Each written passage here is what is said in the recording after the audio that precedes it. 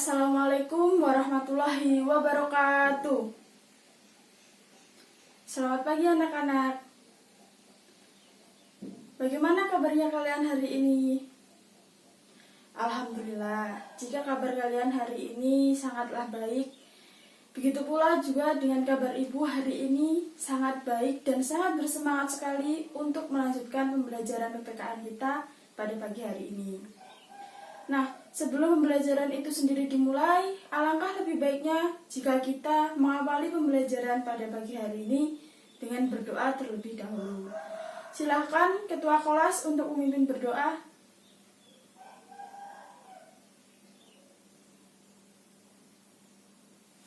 Amin.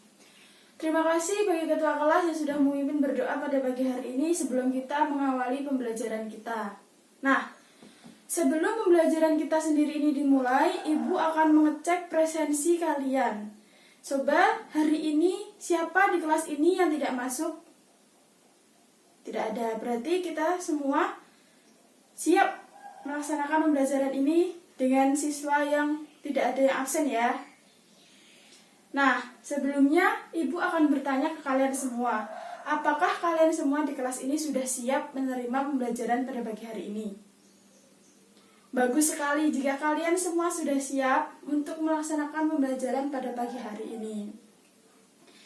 Nah, karena kalian semua sudah siap, alangkah lebih baiknya kita mengkondisikan kelas kita ini agar lebih nyaman dalam melaksanakan pembelajaran kita. Silahkan bagi bajunya yang belum rapi, dirapikan. Dan jika ada sampah-sampah di bawah mejanya, silahkan dibuang dulu di tempat sampah di luar. Dan bakunya silahkan ditata yang lebih rapi lagi.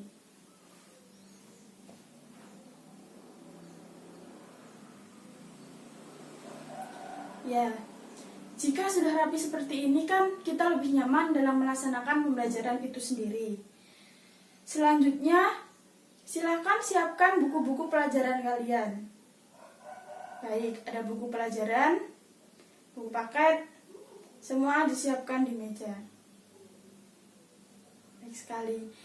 Nah, sebelum pembelajaran itu sendiri dimulai, Ibu akan menjelaskan atau memberikan apa yang akan kita pelajari pada pagi hari ini. Dengan tujuan pembelajaran kita adalah kita akan memahami konsep hak dan kewajiban asasi manusia. Itu yang pertama. Dan yang kedua adalah kita akan memahami tentang substansi hak dan kewajiban asasi manusia itu sendiri. Jadi selama pembelajaran ini kita akan membahas dua hal itu. Ibu harap sampai pelajaran ini berakhir kalian bisa memahami dengan baik dan kelas ini bisa berjalan dengan lancar. Nah, karena tadi Ibu sudah menjelaskan tentang tujuan pembelajaran kita hari ini, kita akan melanjutkan ke materi kita. Di mana materi kita ini memiliki bab yang bernama adalah harmonisasi hak dan kewajiban asasi manusia dalam Pancasila. Nah, seperti yang Ibu jelaskan tadi, bahwasanya kita yang pertama akan mempelajari tentang judulnya ya.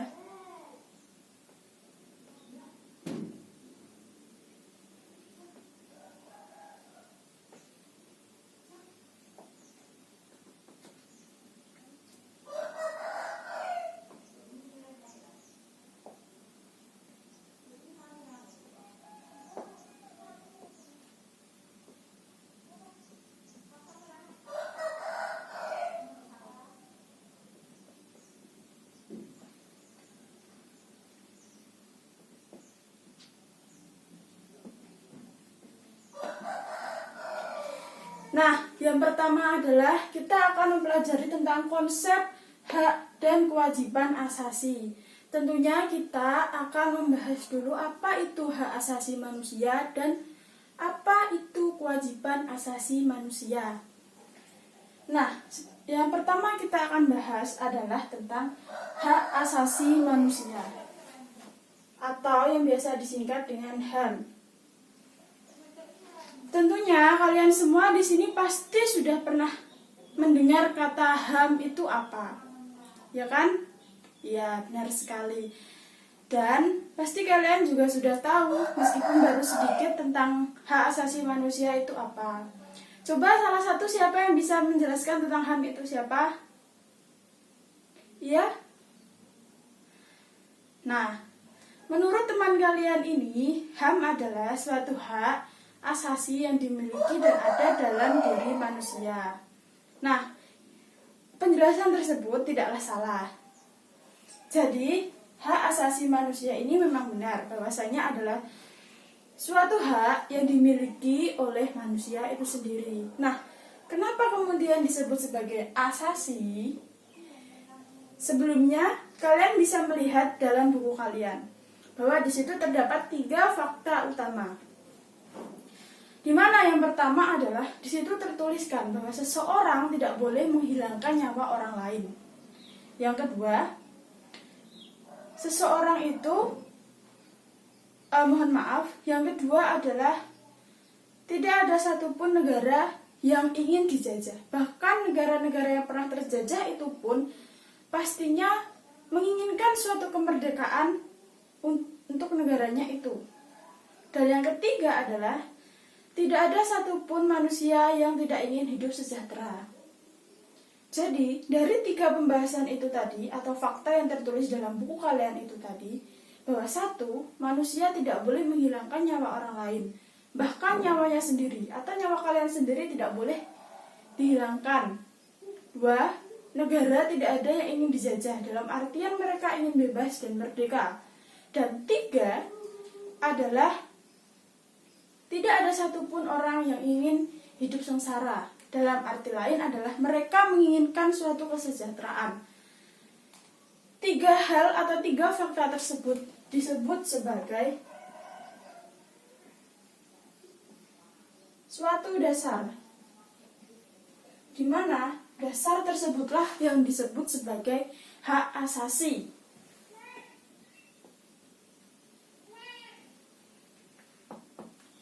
Nah, jadi kita dapat menyimpulkan bahwa hak asasi manusia ini merupakan suatu hak dasar yang dimiliki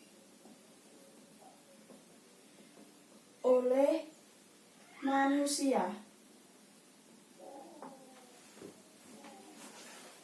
Jadi, hak asasi manusia ini adalah hak-hak dasar yang ada dalam diri manusia itu sendiri. Seperti itu. Selanjutnya, kita dapat melihat bahwasanya di Indonesia sendiri terdapat UU RI nomor 39 tahun 1999 yang mengatur tentang mengatur tentang HAM atau hak asasi manusia itu sendiri.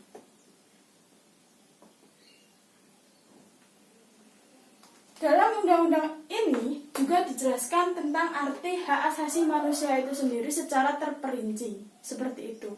Sebelumnya Ibu akan menghapusnya dulu dan akan Ibu jelaskan tentang pengertian HAM menurut UU RI nomor 39 tahun 1999.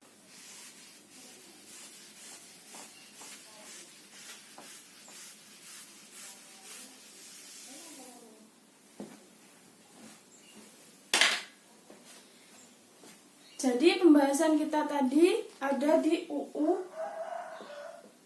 nomor 39 tahun 1999 tentang HAM. Di mana pengertian HAM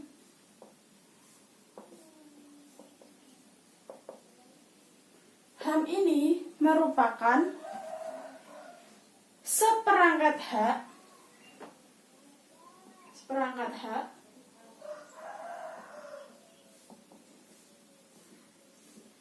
yang dimiliki oleh manusia sejak ia lahir, yang merupakan anugerah dari Tuhan, yang mana adanya hak ini tidak boleh dilanggar dan harus dipenuhi dalam berbagai bidang, terutama dalam bidang pemerintahan,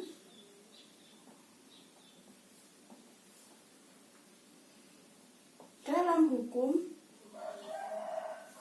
dan lain sebagainya.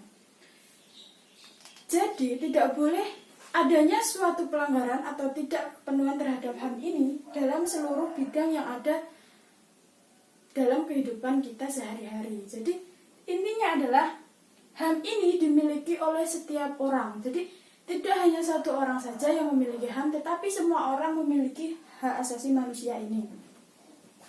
Nah, kemudian hak asasi manusia ini diartikan sebagai sebuah seperangkat hak. Jadi tidak hanya satu hak saja, tapi ada banyak sekali hak yang dimiliki oleh manusia. Jadi artinya adalah ada dalam diri manusia sejak ia lahir. Jadi dari ia lahir tidak boleh ada yang melanggar haknya, dan hak itu harus dipenuhi sejak ia terlahir, seperti itu. Yang merupakan anugerah dari Tuhan Yang Maha Esa. Kenapa kemudian hak ini menjadi suatu konsep yang sangat tangguh untuk tidak boleh dilanggar? Karena hak ini juga merupakan suatu anugerah dari Tuhan Yang Maha Esa.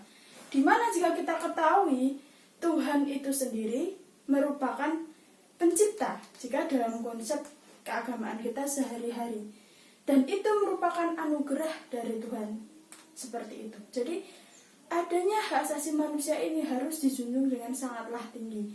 Jika kita melihat dari pengertian UU nomor 39 tahun 1999 itu sendiri.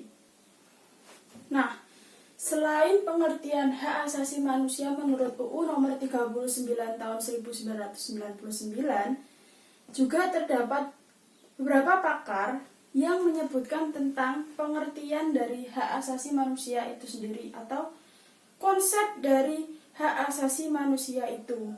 Nah, salah satunya adalah seperti yang tertera dalam buku kalian, atau kalian bisa belajar tentang pengertian yang diungkapkan oleh Marson.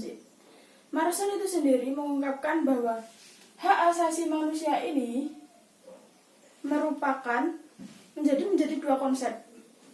Ada 1 dan 2. Di mana yang pertama ini, hak asasi manusia itu merupakan suatu hal yang alamiah yang dimiliki oleh setiap individu atau setiap manusia itu sendiri. Sehingga karena ini merupakan suatu yang alamiah, tidak ada satupun yang boleh merampas adanya hak asasi itu dari diri manusia atau masing-masing individu. Kemudian yang kedua adalah hak asasi manusia itu merupakan suatu instrumen yang digunakan oleh manusia untuk menjaga harkat dan martabat manusia.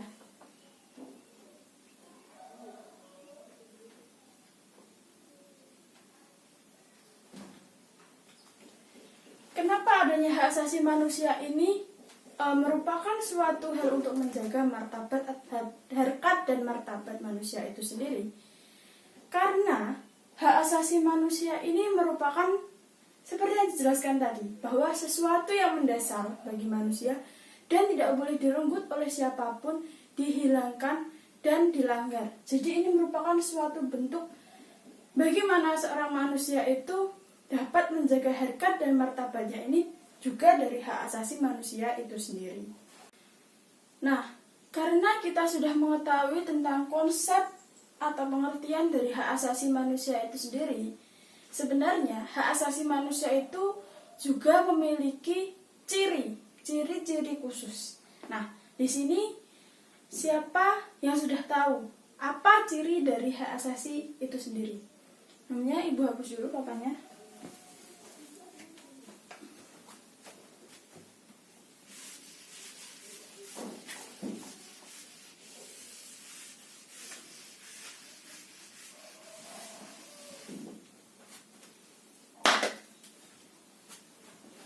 Masuk ke ciri.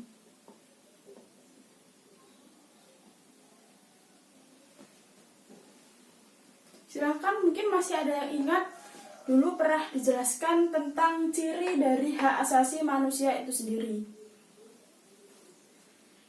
Nah, jika kalian sudah lupa, Ibu akan menjelaskan kembali tentang ciri hak asasi manusia itu sendiri, di mana cirinya itu terdapat 4. Yang pertama adalah hakiki, yang kedua universal, yang ketiga tidak bisa dicabut,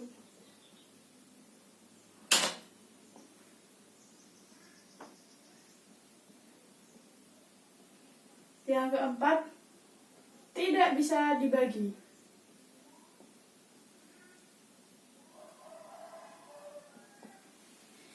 Nah, Ibu akan menjelaskan satu persatu dari ciri hak asasi manusia ini.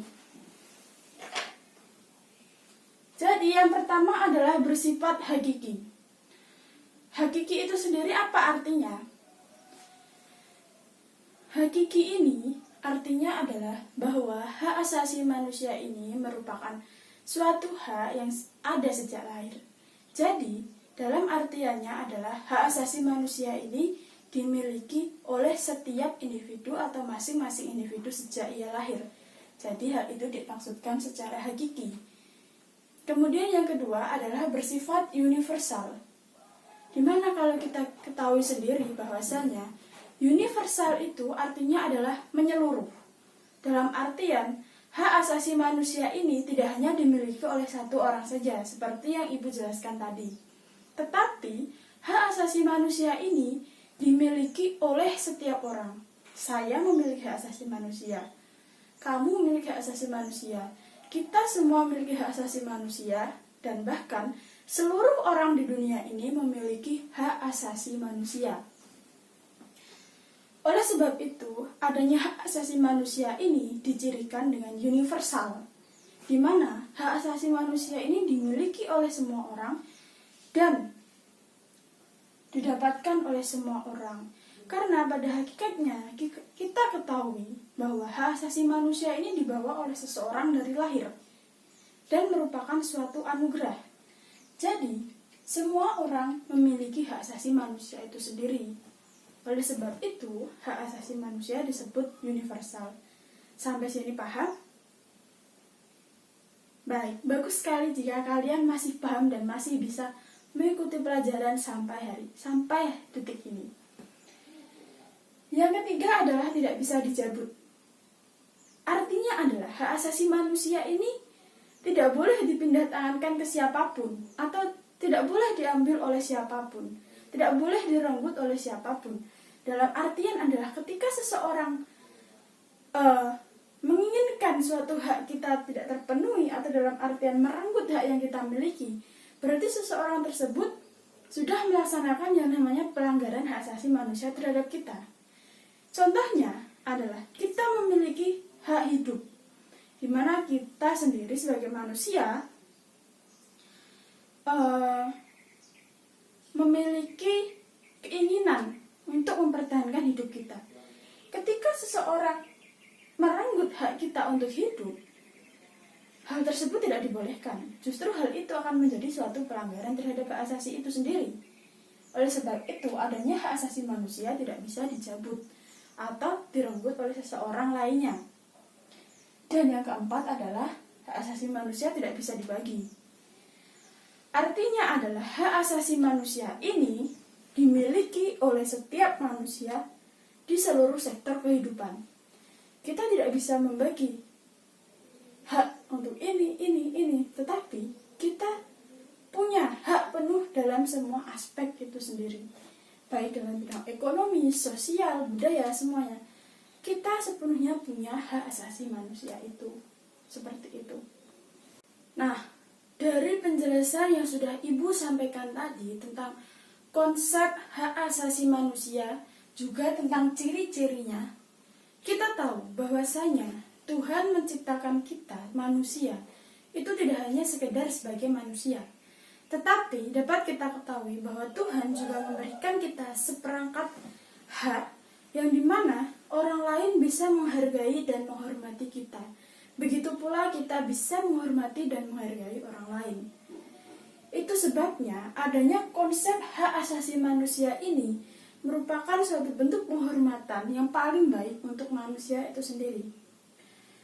Kita lihat bahwasanya dalam hak asasi manusia tidak ada perbedaan apapun. Artinya adalah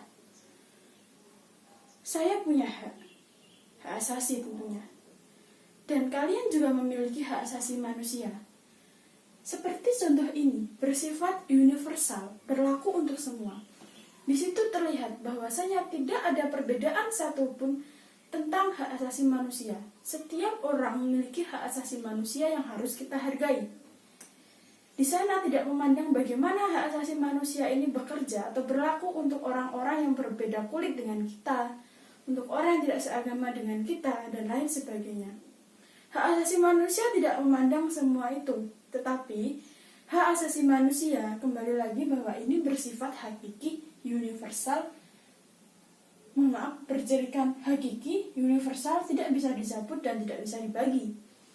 Semua memiliki hal yang sama dalam hak asasi manusia itu sendiri. Tidak ada perbedaan-perbedaan tentang bagaimana penegakan atau pemenuhan hak asasi yang dimiliki oleh setiap manusia itu sendiri. Nah, setelah kita tadi belajar tentang konsep hak asasi manusia itu sendiri, yang selanjutnya adalah kita akan belajar tentang konsep kewajiban asasi manusia itu sendiri.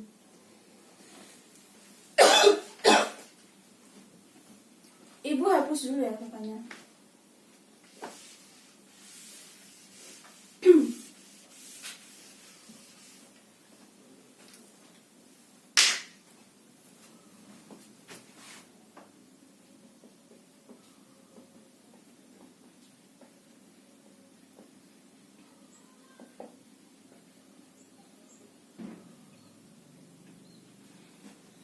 Nah, untuk mempermudah pembelajaran kita, Ibu ingin tahu apakah di sini sebelumnya sudah ada yang tahu apa itu kewajiban asasi manusia? Oh, kalian sudah tahu apa itu kewajiban, tapi belum tahu tentang apa itu kewajiban asasi manusia. Baik. Mungkin ada yang bisa menjelaskan apa itu kewajiban? Ya, kewajiban adalah sesuatu yang harus dijalankan. Benar sekali. Itu merupakan suatu konsep sederhana dari apa itu yang dimaksud kewajiban. Nah, untuk kita mempermudah pembelajaran tentang ini, Ibu memiliki gambar. Sebentar.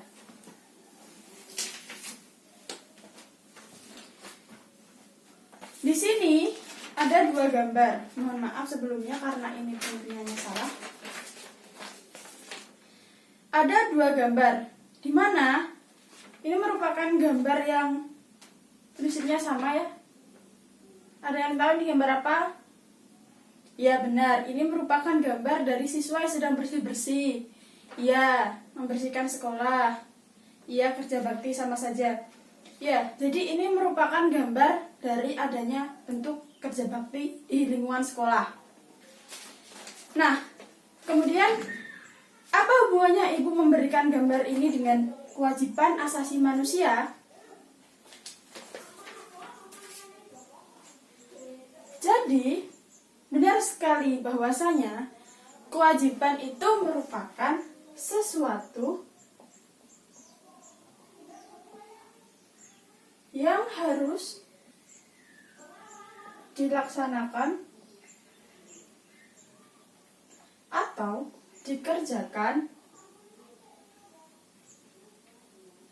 dengan penuh tanggung jawab.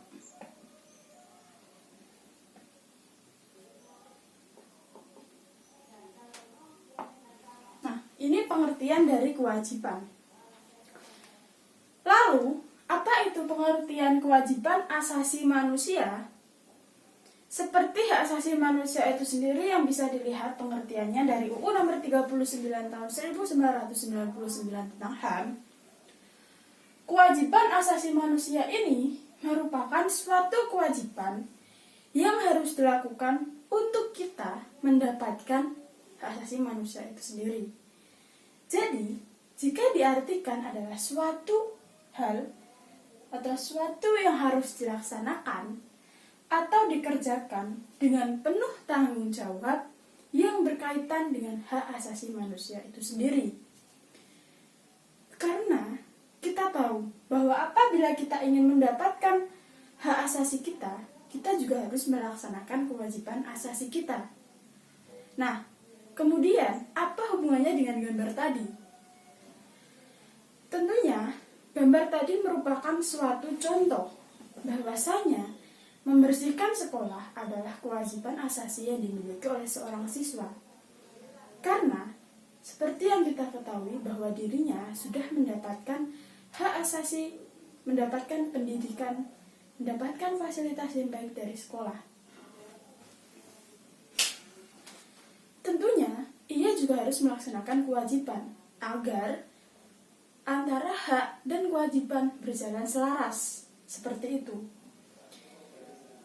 Hak asasi manusia tidak akan berjalan baik apabila kewajiban asasi itu sendiri tidak dijalankan dengan baik. Mungkin kalian bisa membayangkan, bagaimana jika seseorang ini hanya menuntut haknya saja, tanpa memenuhi kewajibannya. Pasti kalian juga akan merasa jengkel, atau mungkin kalian tidak akan senang dengan perbuatan yang ia lakukan. Kita lihat contoh mudahnya adalah ketika saya seorang guru memiliki kewajiban untuk memberikan kalian pembelajaran, pembahasan, dan pembimbingan tentang mata pelajaran ini. Dan hak kalian adalah mendapatkan itu dari saya.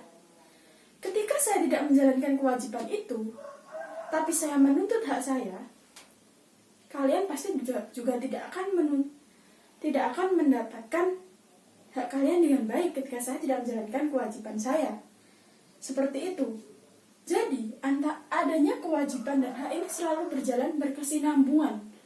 Atau dalam kata lain, adanya hak dan kewajiban ini selalu berjalan bersamaan atau saling membutuhkan. Tidak ada manusia yang bisa mendapatkan haknya saja tanpa menjalankan kewajibannya. Seperti itu. Jadi, kewajiban asasi itu juga diartikan sebagai suatu kewajiban yang harus dilaksanakan oleh manusia itu sendiri untuk dapat mereka mendapatkan pemenuhan tentang hak asasinya mereka masing-masing. Seperti itu. Adanya kewajiban asasi ini juga harus senantiasa kita lakukan agar keduanya ini berjalan secara baik antara hak asasi dan kewajiban asasi. Begitu pula kita sebagai warga negara, kita juga memiliki hak sebagai warga negara dan juga kewajiban sebagai warga negara. Tapi, contohnya seperti apa? Kalian bisa lihat sendiri bagaimana contoh dari pelaksanaan ini. Iya, sangat kurang, terus sekali. Kita seringkali melihat bahwasanya orang-orang selalu ingin mendapatkan haknya, tapi mereka lupa menjalankan kewajibannya. Tentunya itu suatu hal yang salah, bahkan ketika mereka menjadi seorang warga negara, melaksanakan hak tersebut juga merupakan suatu hal yang salah. Jadi, adanya hak dan kewajiban asasi ini harus berjalan secara bersamaan agar tercipta keselarasan di antara keduanya. Kedua, seperti yang Ibu jelaskan di awal pertemuan kita pagi hari ini, kita akan mempelajari sesuai dengan tujuan pembelajaran kita, yaitu tentang substansi hak asasi manusia dan kewajiban asasi manusia itu dalam Pancasila itu sendiri. Sebelumnya Ibu akan menghapus papan tulisnya.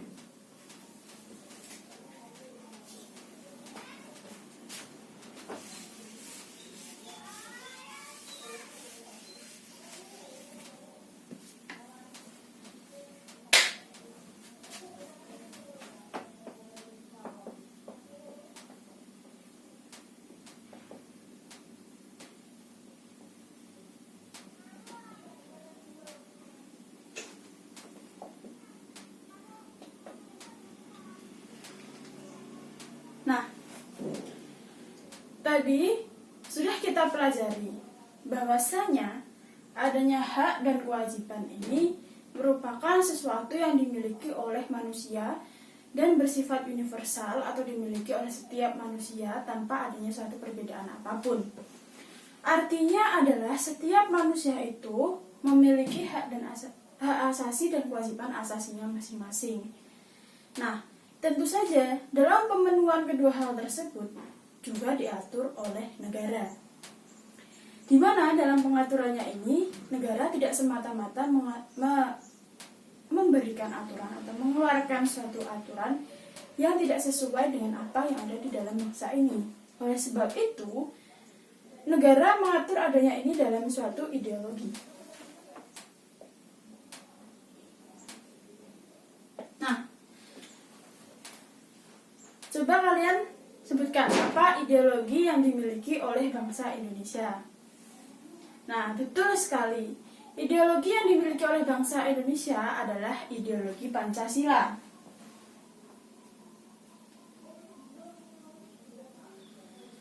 Oleh sebab itu, materi yang kita pelajari ini merupakan harmonisasi hak dan kewajiban asasi dalam Pancasila itu sendiri. Karena kita ketahui bahwasanya Pancasila merupakan ideologi bangsa Indonesia, di mana ideologi itu sendiri merupakan suatu landasan dasar yang dimiliki oleh bangsa Indonesia dalam menjalankan segi pemerintahan dan segala aspek di Indonesia. Nah, kenapa ini diatur dalam ideologi? Karena ya seperti tadi, ideologi itu merupakan landasan yang dimiliki oleh bangsa Indonesia, yaitu sesuai dengan Pancasila. Jadi tidak semena-mena diatur tanpa adanya dasar hukum yang jelas. Adanya substansi hak asasi dan kewajiban asasi ini termuat dalam ideologi Pancasila itu sendiri. Di mana jika kita lihat Pancasila ini memiliki nilai-nilai. Ada 3 nilai. Coba silakan disebutkan. Ayo, siapa yang bisa? Apa sudah lupa? Sebutkan satu saja kalau begitu.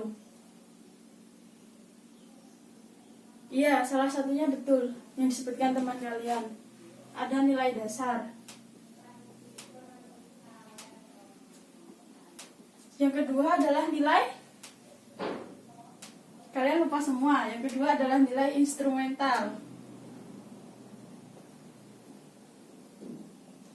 Dan yang terakhir adalah nilai dasar. Betul.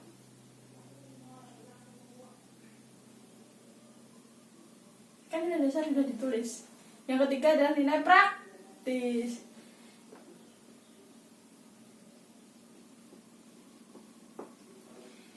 Sebelumnya kita akan mengetahui dulu tentang apa itu nilai dasar, instrumental, dan juga nilai praktis. Nah, di sini nantinya Ibu akan menjelaskan satu persatu dari ketiganya ini. Nilai dasar itu merupakan suatu nilai-nilai yang dapat diambil dari yang terkandung dalam isi Pancasila itu sendiri, yang terdapat 5. Pastinya kalian hafal semua kan Pancasila? Kan setiap pagi hari Senin kita juga melafalkan Pancasila ketika upacara. Jadi nilai dasar itu nilai yang ada dalam isi Pancasila itu sendiri, ada 5. Kemudian nilai instrumental itu adalah nilai yang diambil dari Pancasila yang diturunkan dalam satu peraturan-peraturan, dan kemudian nilai praktis itu adalah nilai yang sehari-hari kita kerjakan. Seperti itu. Oke, yang pertama kita akan membahas tentang nilai dasar yang dimiliki oleh Pancasila itu sendiri ya. Oh ya, sebelumnya kenapa yang digunakan adalah Pancasila? Karena dalam Pancasila ini juga menjamin adanya hak dan kewajiban asasi itu sendiri. Karena di dalam isinya itu termuat ini tadi, nilai-nilai. Nah, kita akan membahas satu persatu. Yang pertama adalah substansi hak dan kewajiban asasi berdasarkan nilai dasar Pancasila. Ibu hapus apanya? Iya, nggak apa ya.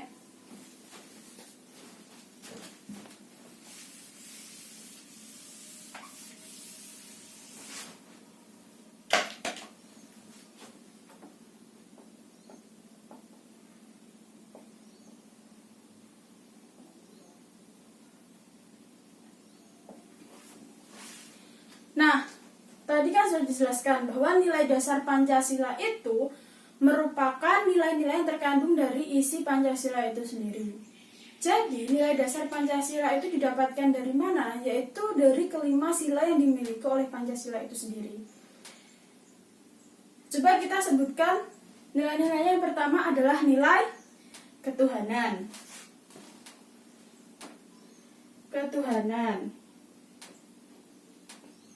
Tanya ketuhanan yang Maha Esa. Yang kedua adalah kemanusiaan yang adil, persatuan, kerakyatan, dan keadilan. Nah, lalu bagaimana Bu nilai-nilai dasar itu bisa dijadikan sebagai substansi hak dan kewajiban asasi? Nah, kita akan membahas satu persatu dari kelima Pancasila ini sendiri. Yang pertama adalah ketuhanan yang Maha Esa. Di sana jelas disebutkan bahwasanya adanya kebebasan dalam memeluk agama, di mana agama itu sendiri seperti yang sudah ada di Indonesia, yaitu agama-agama serta kepercayaan yang sudah disahkan oleh pemerintah. Seperti itu. Jadi, kita sebagai manusia, kita memiliki hak untuk memilih serta memeluk agama mana yang sesuai dengan kita. Karena di sini disebutkan bahwa ketuhanan yang Maha Esa, bukan ketuhanan yang Maha agama A, agama B, agama C, seperti itu. Tapi ketuhanan yang Maha Esa. Jadi sesuai dengan kepercayaan kalian masing-masing. Artinya adalah tidak boleh ada seorang pun yang membatasi seseorang untuk beragama. Dan seseorang yang sudah memilih agamanya wajib menjalankan apa yang menjadi syariat agamanya itu sendiri. Dalam konteks kenegaraan, adanya kebebasan beragama ini sendiri juga diatur dalam konstitusi kita, yaitu Undang-Undang Dasar Negara Republik Indonesia tahun 1945. Di sana jelas disebutkan bahwasanya ketuhanan yang Maha Esa itu wujudnya adalah adanya kebebasan beragama, kebebasan kita dalam memilih agama. Jadi tidak boleh ada satupun yang menghalang-halangi kita untuk memilih agama apa yang akan kita pilih. Tidak boleh ada yang menghalang-halangi kita ketika kita melaksanakan syariat sesuai agama kita. Begitu pula kita juga tidak boleh menghalang-halangi seseorang untuk melakukan hal tersebut. Disitulah substansi asasi dan kewajiban asasi manusia terlihat. Dalam undang-undang, maksud saya dalam Pancasila sendiri, itu juga dijelaskan bahwasanya nilai dari dasar Pancasila, sila pertama adalah seperti itu. Kemudian, yang kedua, siapa yang bisa memberikan penjelasan? Iya, silahkan. Ya, benar sekali bahwasanya yang di sini ada kemanusiaan yang adil. Ini jika kita lihat dari perspektif hak dan kewajiban asasi, kemanusiaan yang adil dan beradab. Di sini menjelaskan bahwasanya tidak boleh adanya suatu penghapusan asasi manusia tentang kemanusiaan itu sendiri. Di mana di sini terlihat bahwa seperti yang dijelaskan di awal bahwasanya manusia tidak boleh menghilangkan nyawa orang lain, bahkan nyawanya sendiri. Di sini itu tersebut suatu kemanusiaan, bahwa kita senantiasa bersikap baik terhadap orang lain, seperti itu. Bahkan terhadap diri kita sendiri, kita juga harus mampu bersikap baik. Oleh sebab itu, kemanusiaan dijunjung tinggi dalam nilai dasar Pancasila itu sendiri. Dan jika kita lihat, hak asasi itu juga kebanyakan berbicara tentang kemanusiaan yang dimiliki oleh manusia itu sendiri. Yang ketiga adalah adanya persatuan, nilai persatuan. Di sini dapat kita lihat contohnya adalah bahwasanya Indonesia ini merupakan negara yang multikultural. Artinya adalah kita terdiri dari banyak perbedaan. Oleh sebab itu, adanya perbedaan-perbedaan ini yang harus menjadikan kita tetap bersatu. Menjadikan kita harus saling memenuhi antara hak dan kewajiban masing-masing dari diri kita kepada orang lain, seperti itu. Tadi juga Ibu jelaskan bahwasanya dalam hak asasi tidak ada yang namanya pembedaan atas warna kulit, atas agama, atas ras, dan sebagainya. Semua orang memiliki suatu kedudukan yang sama dalam HAM. Seperti itu, karena hak asasi manusia bersifat universal. Oleh sebab itu, substansinya adalah dalam nilai dasar ini terdapat persatuan. Kemudian kerakyatan. Kerakyatan ini dapat ditunjukkan, sangat ditunjukkan itu ketika adanya pemilihan umum, di mana kita bisa lihat bahwasanya ketika pemilihan umum di sini setiap orang yang sudah wajib memilih memiliki hak bersuara. Nah, dalam prakteknya di sini kerakyatan bahwasanya setiap orang itu memiliki hak untuk wajib menentukan pilihannya sendiri tanpa dipengaruhi oleh apapun. Seperti itu. Jadi jika kita lihat dari substansi nilai dasar Pancasila dalam kerakyatan dapat terlihat dalam pemilu, karena seseorang harus mempertahankan haknya sebagai seorang pemilih, yaitu memiliki kebebasan untuk memilih. Dan yang terakhir adalah keadilan. Di sini dapat terlihat bahwasanya kita memiliki hak yang sama dalam hukum, dalam pemerintahan, dan sebagainya. Itu merupakan suatu bentuk keadilan yang harus didapatkan. Karena kita di sini sebagai warga negara itu sama. Semua wajib mendapatkannya dan semua bisa mendapatkannya. Seperti itu. Jadi keadilan bisa dilihat bagaimana kita sama di hadapan hukum dan pemerintahan. Nah, karena kita tadi sudah belajar tentang nilai dasar Pancasila, substansi hak dan kewajiban asasi yang terkandung dalam nilai dasar Pancasila, selanjutnya kita akan membahas nilai yang ada dalam Pancasila yang kedua, yaitu tentang nilai instrumental Pancasila. Sebelumnya Ibu akan menghapus papan tulisnya.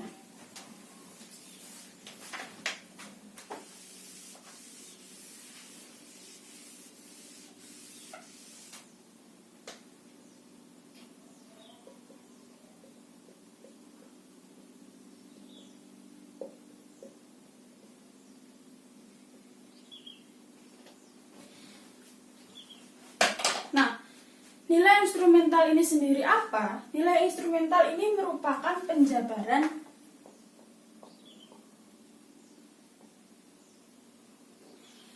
dari adanya nilai dasar tadi, dan sifatnya ini lebih khusus. Nah, kenapa ini merupakan penjabaran? Karena nilai instrumental ini adalah nilai yang diturunkan dalam aturan-aturan tertentu yang juga berkaitan dengan hak asasi manusia dan kewajiban asasi manusia itu sendiri. Nah, wujud dari nilai instrumental Pancasila ini sendiri apa? Sebenarnya ada banyak, dan Ibu akan memberikan contoh beberapa. Contohnya yang pertama adalah adanya UU nomor 39 tahun 1999. Tentang apa tadi? Iya, tentang HAM. Kemudian ada TAP MPR nomor 17 tahun 99. Maksud Ibu tahun 98 tentang HAM itu sendiri, dan juga tertuang dalam konstitusi, yaitu dalam UU DNRI tahun 45. Di sana disebutkan dengan jelas sekali bahwasanya nilai instrumental itu penting karena kenapa? Jika adanya substansi hak asasi manusia itu hanya ada dalam nilai dasar Pancasila, maka itu bukan suatu hal yang baik, karena tidak ada hukum yang mengikatnya dengan baik itu. Kita lihat sendiri bahwasanya bangsa Indonesia ini merupakan negara hukum. Maka dalam pelaksanaan aturan apapun harus dibuat suatu peraturan tertulis dan baik, sehingga aturannya itu jelas, seperti itu.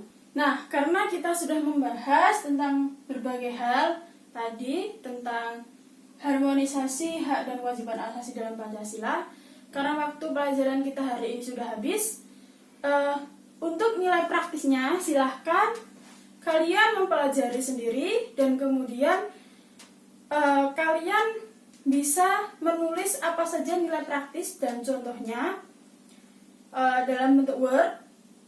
Kalau bisa, kalian juga memberikan penjelasan tentang nilai-nilai tersebut dan dikumpulkan minggu depan sebagai tugas dari hari ini ya. Itu pesan dari Ibu.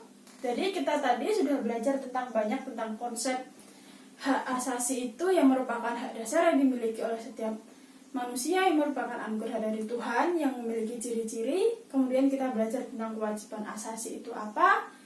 Kita juga sudah belajar substansi-substansi hak dan kewajiban asasi dalam Pancasila. Seperti itu yang dapat Ibu jelaskan pada pagi hari ini. Karena waktu pembelajaran kita sudah habis, untuk materi selanjutnya kita akan melanjutkan minggu depan.